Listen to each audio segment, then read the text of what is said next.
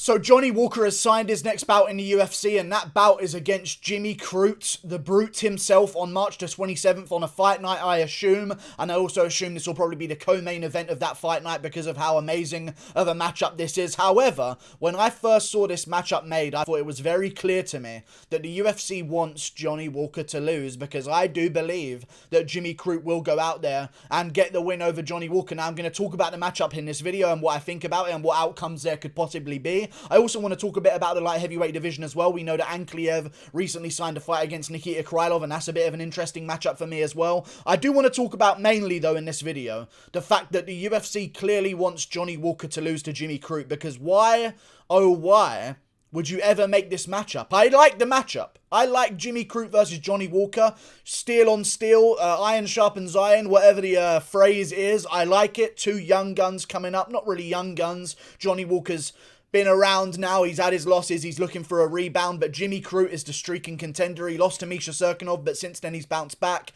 Now he's looking good again and looking back on form, and even in the Misha Serkinov fight, I mean, he was well on his way to a TKO win over Misha Serkinov in the first round before kind of giving up a certain position, then getting sort of Hail Mary Peruvian necktied by Misha Serkinov. These things happen, but this is a very dangerous fight, and I just don't know why they would make this one, unless they wanted Johnny Walker to lose, and I'll tell you why they want Johnny Walker to lose in a second. Because there are matchups like Anthony Smith and Paul Craig.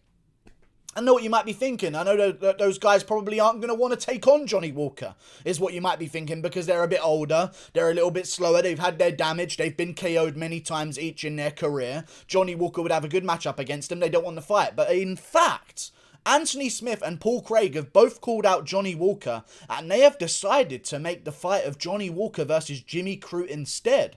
They could have easily made Johnny Walker versus Anthony Smith. They could have easily made Johnny Walker versus Paul Craig. And I like his chances in those fights way more. And I'm sure you'll all agree with me here. I like his chances in those fights way more than I do against a guy in Jimmy Crute, because I believe that Jimmy Crute's going to really badly beat him. And I think he could KO him in the first round. And when I first saw the matchup get made, I sort of just saw Jimmy Crute KOing Johnny Walker in the first round and just being a little bit too fast with the hands. We saw even in the bounce back fight against Ryan Spann, it didn't really teach us too much about Johnny Walker's change of style. Like, he did seem a little bit better in certain situations. Like, he didn't seem so lost on the ground like he was against Krylov against Ryan Spann. But the recklessness was still there, and the chinniness was in full effect, because he got clipped so hard by a lackluster shot from Ryan Spann and was immediately rocked in that fight. And if you're getting rocked by Ryan Spann, Jimmy Crute does not wing shots like an idiot, okay? He doesn't swing over the top punches and leave himself out of position. He throws crisp shots down the pipe,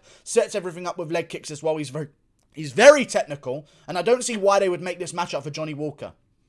And I know why. Because they want him to lose. Because Corey Anderson's at Bellator now, and the UFC is starting to realise that they've given up a lot of guys to Bellator right now, and Corey Anderson KO'd Johnny Walker in the first round.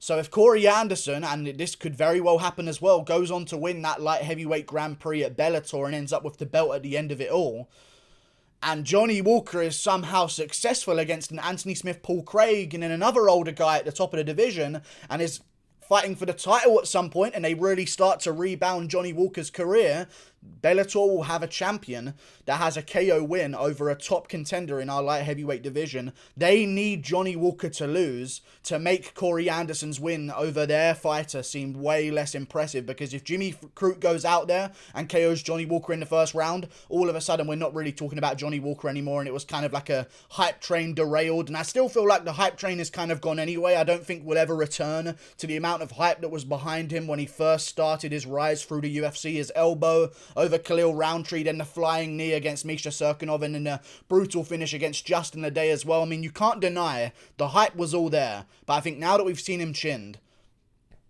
it's a little bit worrying, you know what I mean? So every time he goes into a fight, he isn't this crazy guy that's going to get the flying knee. He's a guy, oh God, please don't get KO'd in the first round or hit on the chin whatsoever, because you might get KO'd here, Johnny Walker, because now this is the 4th TKO loss of his career overall.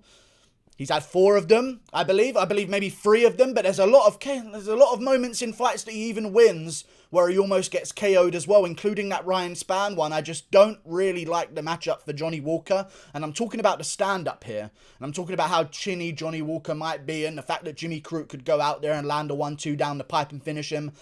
I'm not mentioning the fact that Jimmy Crute can do another thing in the cage that's quite equally as good as his stand-up, and that's what he did to Mikhail Oleksiejczuk. And I feel like the meaning of that fight for Jimmy Crute was just to show everyone, this is what I can do in the grappling. I know you saw me somewhat out-grapple Paul Craig and submit him, and nearly submit him in that fight multiple times. People remember the armbar, or not, sorry, the armbar, the Kimura that Jimmy Crute got against Paul Craig, but they don't remember the amount of submission attempts that Jimmy Crute was just dialing in on Paul Craig over that fight multiple times. I believe he had him in like 3 arm triangles throughout the duration of the contest. I mean, he's got a great ground game. Paul Craig is the guy that sometimes out-grapples people in that division, and Jimmy Crute just dominated him start to finish. Every time he ended up on bottom, swept back on top. He was doing well against Misha Serkinov as well, and in the Mikhail Oleksiejczuk fight, he looked amazing. Took down Mikhail time and time again, did whatever he wanted to do to him, Kimura'd him eventually in the end as well, but it was just inevitable. Every single time Jimmy Crute wanted to take down Mikhail,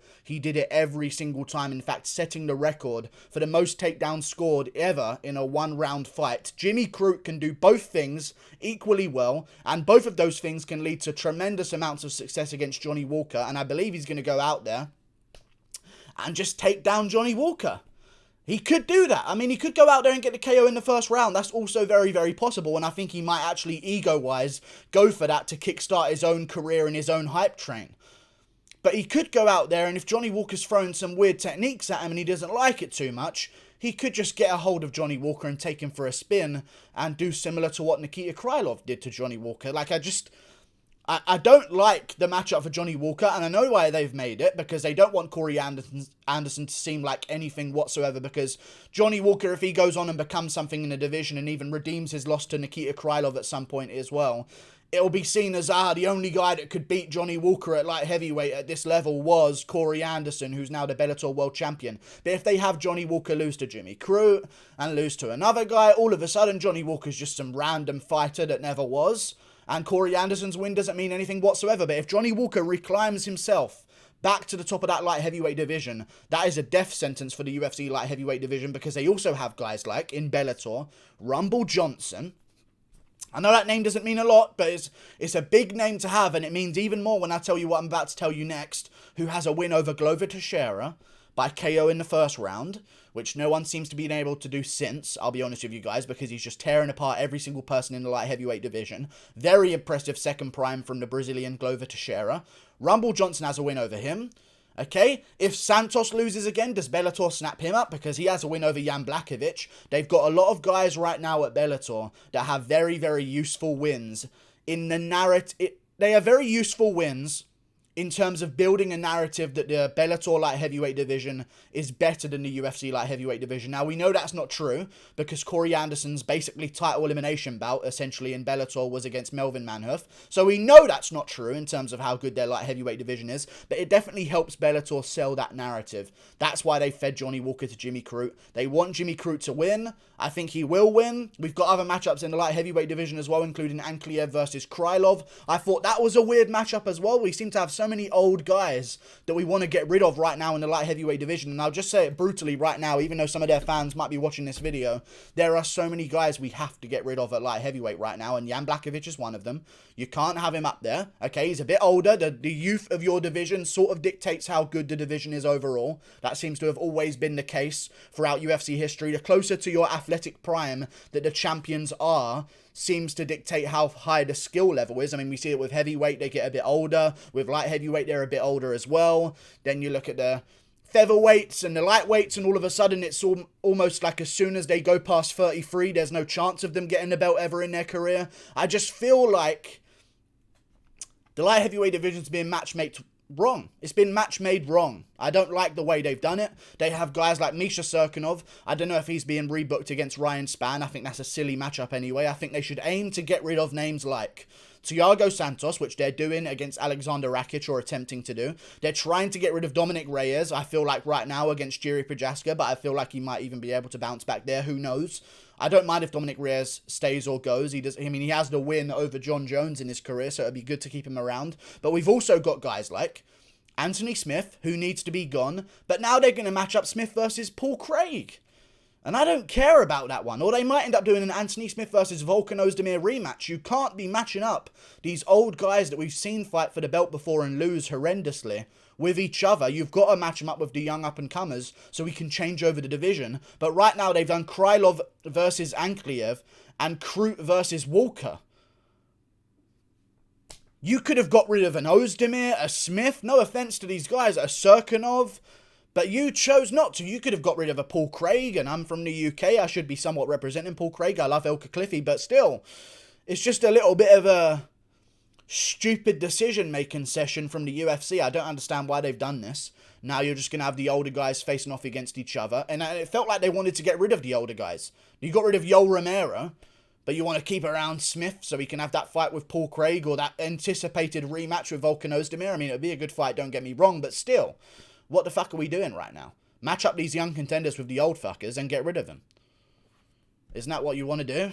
I'm just going along with what the UFC's game plan seems to be right now, but they seem to not be following it, and the only reason I can think of why is because they want Johnny Walker to get KO'd, so Corey Anderson looks like shit and just looks like one of the boys. And then Jimmy Crute can go on and become something huge in that division. And the winner of this one is definitely going to be looking at a good fight. I feel like they will end up making the Anthony Smith versus Volkan Ozdemir rematch now. I don't see them giving Paul Craig, number 14, a jump up all the way to number 6. Anthony Smith, that seems a little bit weird. So they probably will make the Smith versus Ozdemir rematch. I'm down to see that one. Then maybe the winner of Crute versus Walker can take on the winner of Smith versus Ozdemir. That could be something that can be arranged. And then you've also got Paul Craig sitting out on the sidelines. I feel like a good matchup for him would be Jimahal Hill. Both of those guys, number 14 and 15. Winner of that one can maybe take on the winner of like a Misha Serkinov Ryan Spann fight. Something along these lines. We've got to start getting these matchups made at light heavyweight because right now Bellator's showing us up. Get things going. UFC in 2021. Get rid of these old fuckers. I'm sick of them. No offense to, I'm not being ageist or anything here, I'm just saying, like, we need these young guys to rise up, and they're matching them up against each other, because they're dumb as fuck. Why? Why would they do this? Like and subscribe. I know why they do it. I know why. I keep asking myself why they're doing it. I know why. They want Johnny Walker to lose. That's the only answer I have in my brain. They want him to lose, and he's going to lose.